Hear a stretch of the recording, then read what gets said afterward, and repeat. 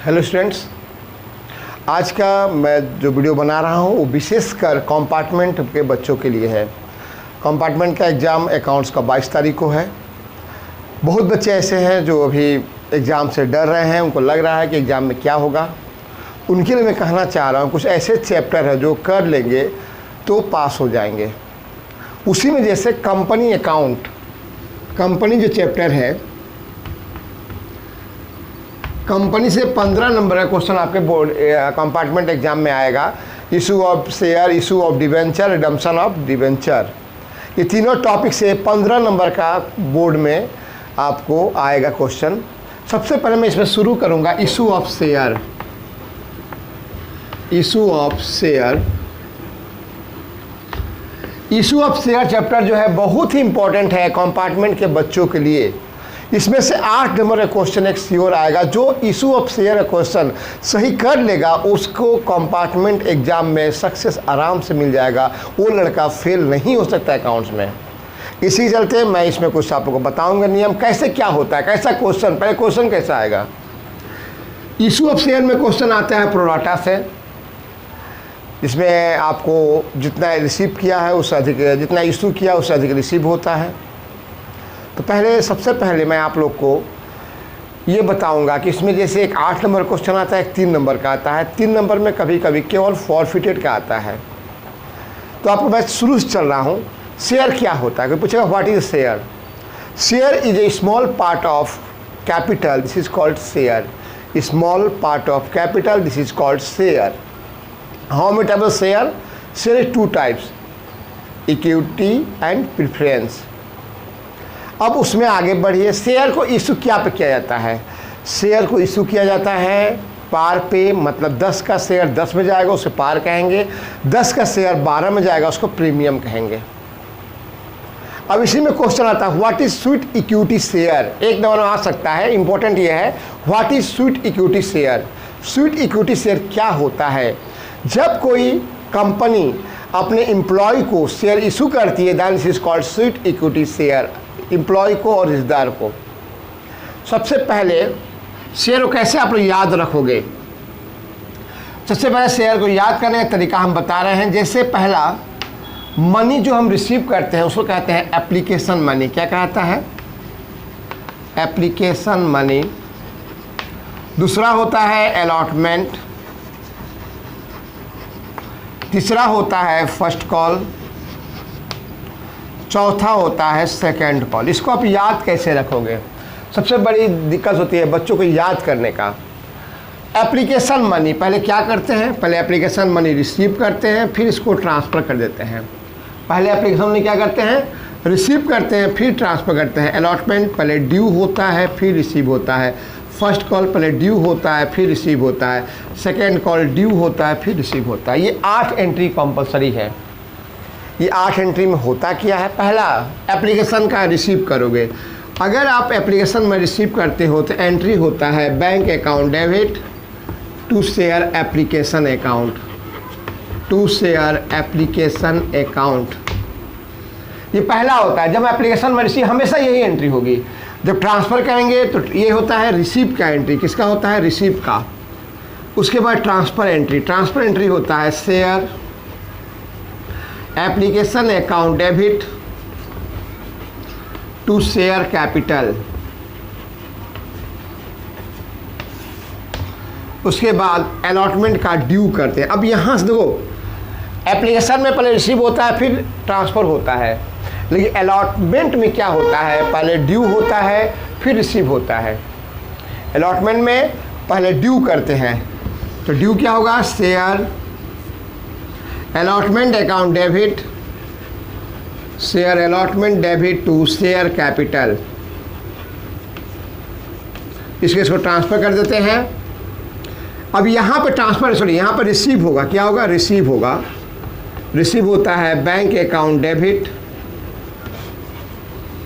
To share allotment. इसके बाद फिर हम ड्यू करते हैं फर्स्ट कॉल का, share first call account debit to share capital. फिर इसको रिसीव कर देंगे। इसका रिसीव का एंट्री होगा bank account debit to first call. Second call भी वही होता है, share second call account debit to share capital, फिर bank account debit to share second call. ये सिंपल एंट्री हुआ। पहले सबसे पहले मैं ये समझ रहा हूँ कि आपको शेयर एकदम नहीं आ रहा है। मैं गारंटी के साथ बता रहा हूँ कि अगर आप मेरा वीडियो को ध्यान से देख लेंगे तो शेयर में आपके सारे डाउट क्लियर हो जाएंगे। हम शुरुआत किए एकदम जीरो से कि आपको शेयर एकदम नहीं आ रहा है, तो पहले ये एंट्री आप याद कर लीजिए। पहले कैसे याद करोगे? पहले रिसीव करते हैं, फिर ट्रांसफ़र करते हैं, फिर ड्यू करते हैं, फिर रिसीव करते हैं, फिर फर्स्ट कॉल में भी ड्यू होता है, रिसीव होता है, फाइनल कॉल में ड्यू होता है, रिसीव होता है। अब इसमें calls in arrear, calls in advance क्या होता है? What is the calls in arrear and calls in advance? Calls in arrear किसे कहते हैं? कॉल्स इन एरियर का मतलब होता है जब कोई share holder, when any share holder did not pay allotment and calls money, then this is called calls in arrear. फिर मैं बता रहे हैं, when any share holder did not pay allotment and calls money, then this is called calls in arrear. Advance क्या होता है? When call money paid with allotment और application, then this is called advance. When call money paid with allotment or first call, then this is called calls in advance। Question कहाँ पर complicate होता है, question कहाँ से hard होता है? जैसे बोल दिया कोई अलॉटमेंट का पैसा नहीं दिया, क्या नहीं दिया? कोई शेयर होल्डर अलॉटमेंट का पैसा नहीं दिया, अगर नहीं देगा तो उसको यहाँ पे हम लिखेंगे कॉल्स इन एरियर, यहाँ बीच में दिखा देंगे। जितने शेयर का पैसा नहीं मिलेगा उसको यहाँ पे कॉल्स इन एरियर लिख के दिखा देते हैं। जब कोई शेयर होल्डर किसी कॉल का, माने अलॉटमेंट नहीं दिया, अलॉटमेंट भी calls in arrear, first call नहीं दिया तो फर्स्ट कॉल के भी यहाँ पे कॉल्स इन एरियर लिख देते हैं। अब इस कॉल्स इन एरियर का सिंपल पहले क्वेश्चन जा रहे हैं हम, पहले हार्ड में नहीं जा रहे हैं। अब मान लो कुछ शेयर होल्डर का पैसा, कोई शेयर होल्डर ने अलॉटमेंट और फर्स्ट कॉल का पैसा नहीं दिया, अब उसको बोर्ड ऑफ डायरेक्टर क्या करेगा? कैंसिल कर देता है। शेयर को कैंसिल कौन करता है? शेयर को कैंसिल करता है board of director. Who is the cancel the share? The share will be cancelled by the board of director, then cancellation of share is called forfeiture of the share. जब कोई share cancel हो जाता है उससे हम लोग forfeited कहते हैं। What is forfeited means? Forfeited मतलब क्या होता है?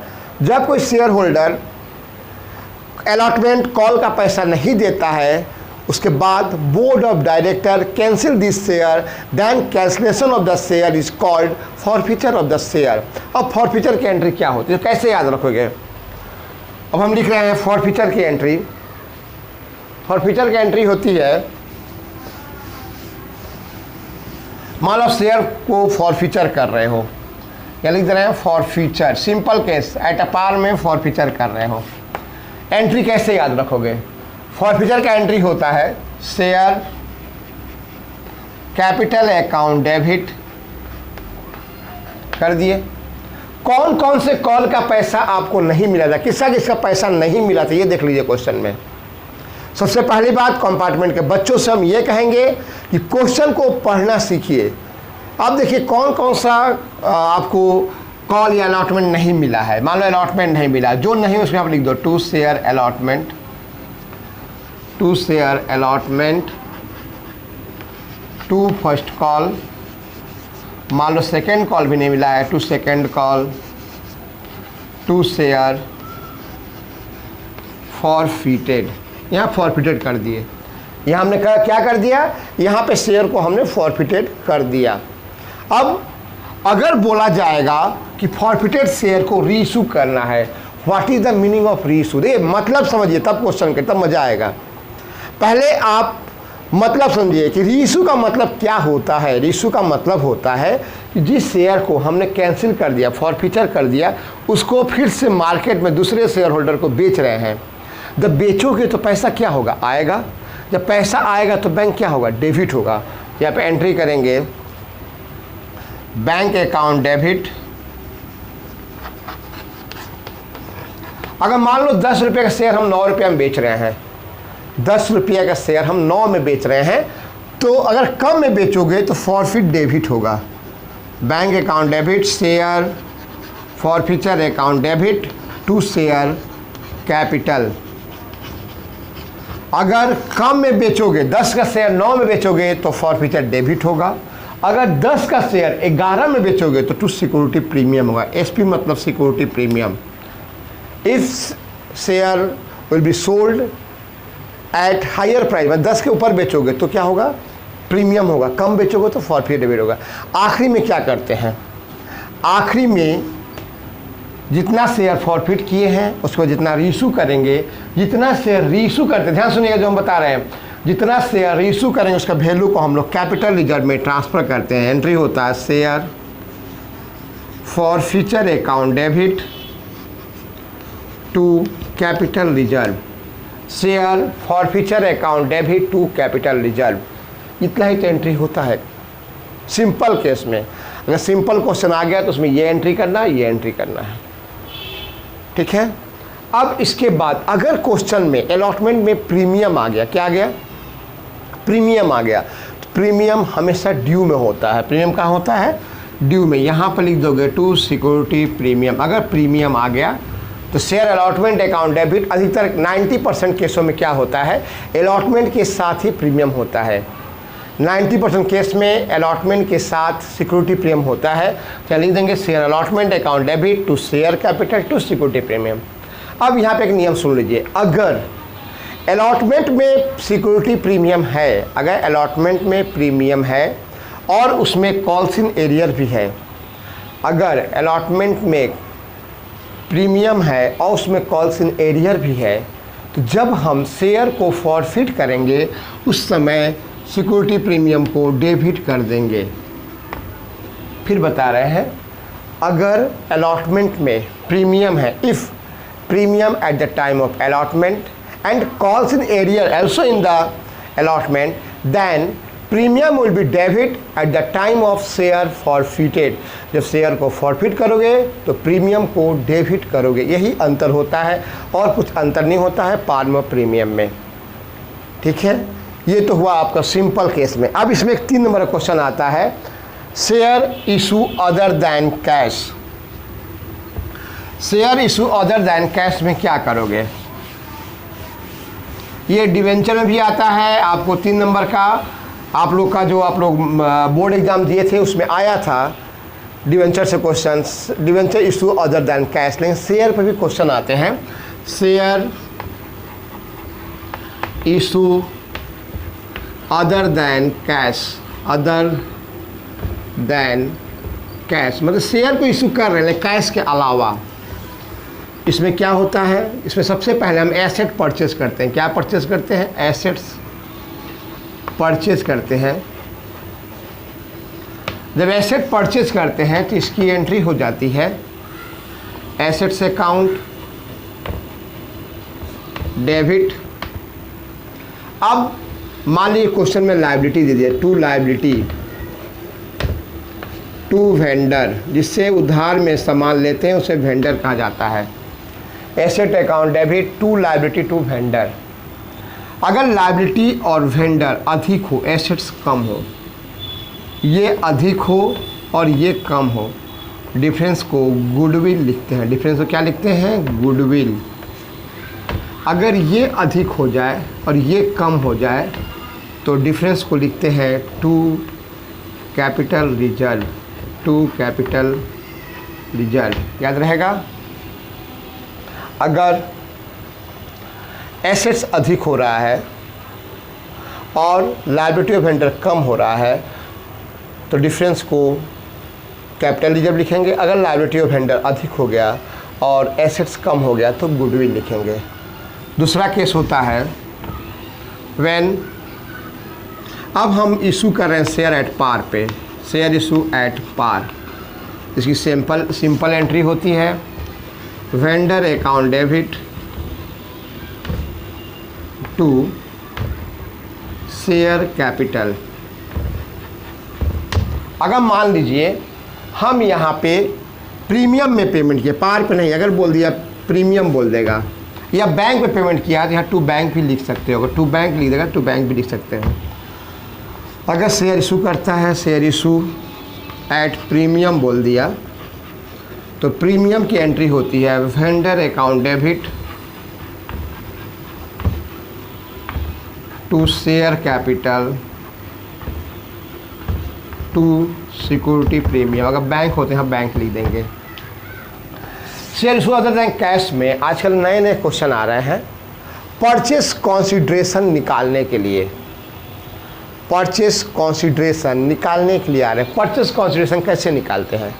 क्वेश्चन में क्या किया जाएगा? उसमें दे देगा कि शेयर कैपिटल कितना पेमेंट किया, कितना शेयर पेमेंट को उसको दिखा दो। अगर प्रीमियम है तो प्रीमियम दिखा दीजिए, ये सब ऐड होते जाएगा। अगर बैंक में पेमेंट किया है चेक कर दो तो उसको दिखा दो।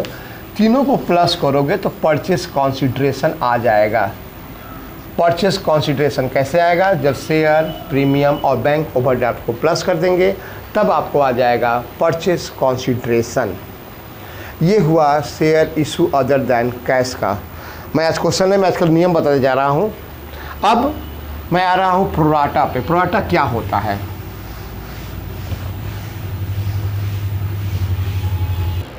अगर क्वेश्चन में प्रोराटा क्वेश्चन आ गया, 8 नंबर में प्रोराटा का ही क्वेश्चन आएगा।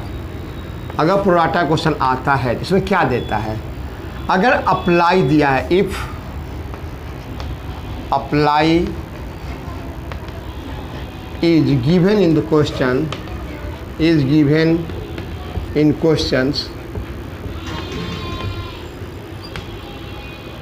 then find out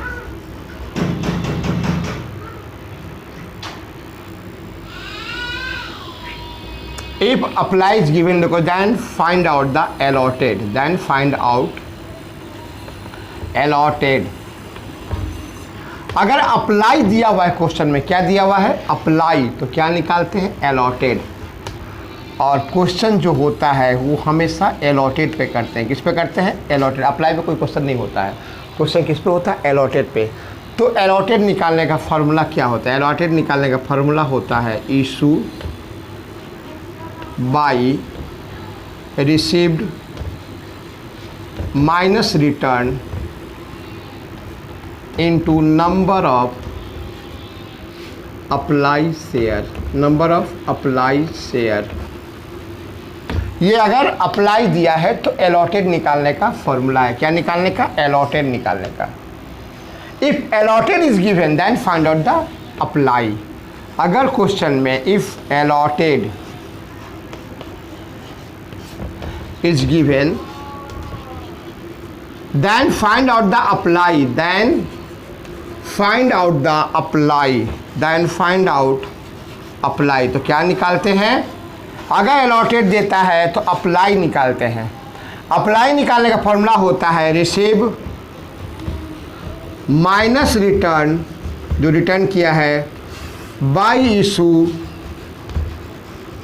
into number of allotted share, into number of allotted share. Question हमेशा अलॉटेड पे होता है, अप्लाई पे नहीं होता है। आज के लिए इतना ही। कल मैं आप लोग का शेयर का क्वेश्चन कराऊंगा, इंपॉर्टेंट क्वेश्चन जो बोर्ड में आ सकता है। तो मेरा आप लोग वीडियो अगर पसंद आए तो सब्सक्राइब और लाइक करना और आइकन बटन दबाना मत भूलिएगा। Have a good day. बढ़िया से प्रैक्टिस कीजिए। मैं 100% सक्सेस कर रहा हूँ। आप लोग 100% सक्सेस पाओगे। आप लोग रिजल्ट अच्छा करोगे। Okay, have a good day.